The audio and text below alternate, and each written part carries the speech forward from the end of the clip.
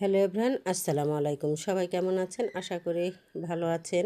তো আজকে দেখতে পাচ্ছেন যে আমি সন্ধ্যার জন্যে কিছু বিকালে রান্না করছি। তো আমার এইসব খাবারগুলা কিন্তু আমার বাসায় যেহেতু অনেক কর্মচারী থাকে তারা খায়। তো এখানে দেখতে পাচ্ছেন যে অনেকগুলো আমরা সেমাই নিয়ে এসেছি। এই সেমাইগুলা কিন্তু আমি গরিবদের মধ্যে বিতরণ করে দিব।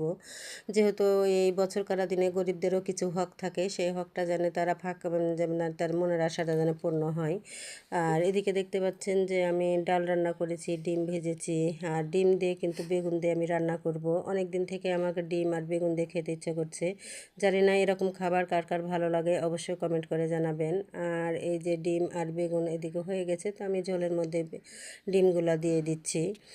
তো অনেক সময় অনেক কাজের ব্যস্ততার মধ্যে থাকি আমি, কারণ কাজ আমার বাসায় করে শেষ করা যাবে না এরকম যে সবসময় অনেকগুলো মানুষ থাকে। আমি ব্যস্ততার মধ্যে আমার সময় চলে যায় এই কাজ সেই কাজ করতে করতে। তো দেখতে পাচ্ছেন যে আমি ডাল রান্না করেছি, ভর্তা করেছি, আর এদিকে লাল শাক রান্না করা হয়ে গেছে, আর করলা আলু পুরপুরি তার আগেই প্রথমেই করা হয়ে গেছে।